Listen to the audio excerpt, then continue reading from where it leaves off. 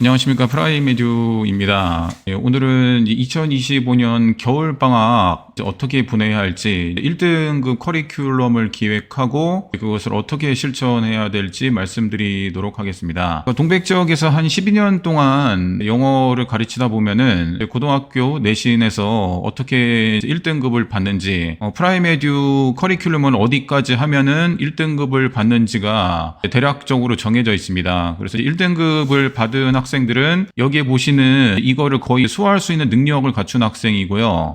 대부분의 학생들은 이거를 완전하게 수화를 하지 못하기 때문에 1등급을 받지 못하는 그런 상황이 많이 벌어지고 있습니다. 지금 자기가 현재 어디까지를 하고 있는지 한번 살펴보시고 방학 동안에 어디를 보완해서 다음 학기 때는 1등급을 받을 수 있는 능력을 키울 수 있는지 잘 생각해 보시고 그거에 대한 추가 수업을 신청하면 괜찮을 것 같습니다. 그래서 가장 기본적으로 어휘입니다. 어휘는 보시면 알겠지만 4등급 정도 되는 학생이에요. 4등급 정도 되는 학생들은 여기 본문이 있고 보기가 있는데 본문 내신 때 많이 해서 아는데 보기가 해석이 잘 안 돼서 틀리는 학생들이 많습니다. 이런 학생들이 짧은 문장, 한 줄짜리 문장이 잘 해석이 안 되기 때문에 프라이메듀에서는 이런 식으로 영영으로 테스트를 봅니다. 영영 테스트를 아무것도 안 보고 다 맞을 때까지 훈련이 돼 있다면은 이런 문제를 아마 문제 없이 풀 수 있습니다. 현재 내가 단어 시험 볼 때 몇 가지 보고 한다든가 한글 뜻을 다 제대로 썼는데도 여기가 해석이 안 돼서 틀리는 학생들은 조금 더 보완을 하셔야 됩니다. 자기 자신이 아마 잘 알 거예요. 그래서 어휘 같은 게 내가 부족하다고 생각하는 학생들은 여기를 하시면 되고요. 어법입니다. 어법도 이거를 거의 다 하는 학생도 있고 앞부분 동사 부분 하는 학생이 있는데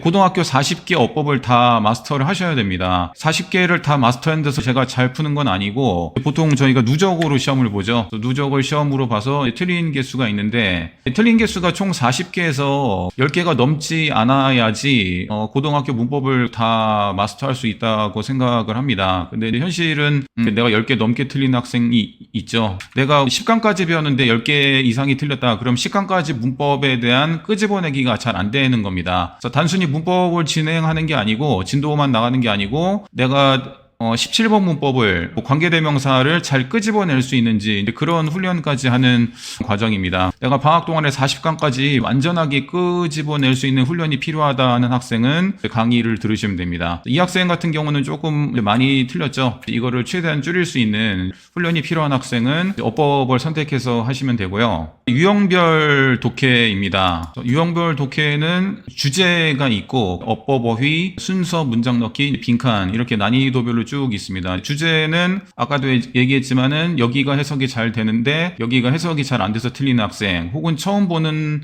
지문에 대해서 주제를 잘 못 찾는 학생 그런 학생들이 필요한 거고요. 어법하고 어휘죠. 어법은 아까 여기서 배운 건데 실전 문제에서 다시 한번 이렇게 전체적으로 끄집어내는 훈련을 하는 거고 어휘 같은 거는 보통 내신 문제에서 변형된 어휘가 많이 나옵니다. 그러면 변형된 거에서 적응할 수 있게 평소에 어휘 실력을 많이 쌓는 그런 훈련을 해야 되고요. 순서하고 문장 넣기입니다. 수능에서 두 번째로 어려운 유형이기 때문에 내신에서도 변형이 안 되면 쉬운데 변형이 되면 굉장히 어렵습니다. 이런 문제 유형을 정복을 하셔야 되고 마지막으로 빈칸이죠. 수능에서도 가장 어렵고 객관식 에서도 가장 난이도가 높은 항상 변형돼서 나오고 변형되는 것에 어떤 내용이 들어갈지 생각하고 보기도 단어도 완벽하게 알아야지 풀 수 있는 고난이도 문제입니다. 이거를 편하게 풀 수 있을 때까지 하시면은 그래도 내신 객관식에서 자신감을 얻을 수 있는 그런 단계입니다. 서술형 대비인데요. 서술형 대비 같은 경우에는 크게 요약문 완성이라는 게 있습니다. 여기 본문이 주어지고 이 본문의 핵심 내용 단어 같은 거를 쓰는 게 많이 나오는데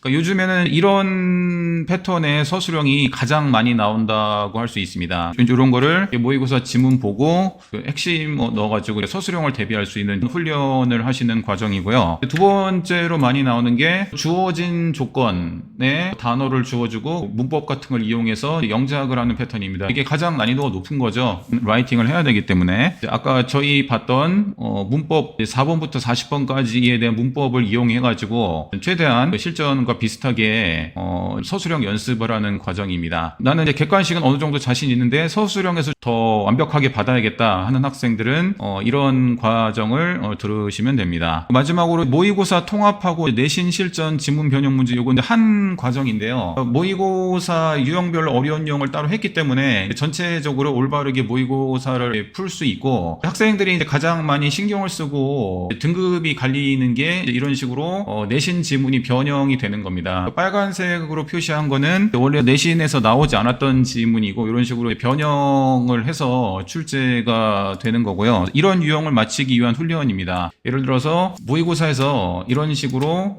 지문을 배우고 풀고 나서, 이건 모의고사 통합 과정이죠. 이거에 대해서 이런 식으로 프라임 에듀에서 빈칸이라든지 가장 어려운 유형의 난이도로 변형 문제를 냅니다. 물론 지문 변형이 다 됐고요. 아까 이런 문제를 맞추기 위한 훈련이죠. 지문 변형이 된 것까지 맞추셔야 되고, 이게 가장 고난이도가 될 겁니다. 이런 거를 편하게 할 수 있으면은, 물론 다 맞으면 가장 좋은데 다 맞는 학생은 현실적으로 거의 없고요. 그래도 한 번 정도 고쳐서 다 맞는 학생 정도, 그 정도 실력을 가지면은 보통 1등급이 나오더라고요. 한 번은 틀리더라도 두 번째 고쳐서, 자기가 스스로 고쳐서 다 맞을 수 있는 능력을 키워야지 고등학교 때 가서 안정적으로 1등급을 받을 수 있지 않을까 생각이 되고, 이쪽 부분을 방학 때 충실하게 한 학생들은 1등급을 이렇게 받더라고요. 이렇게 단계가 오기까지 앞에 과정을 쭉 거치셔야 되는데, 이게 최종적으로 훈련할 과정입니다. 이 정도만 해도 충분히 1등급을 받고, 현재 자신이 어느 위치에 있는지를 먼저 저랑 얘기를 하셔야 됩니다. 즉 문장 해석이라든지 한 줄 해석도 안 되는데 벌써부터 난 이걸 하겠다, 이거는 제가 볼 때 무리고요. 나는 이 정도인데 한 이 정도나 이 정도 해보고 싶습니다. 그런 게 다 있을 겁니다. 방학 동안에 그 부분을 집중적으로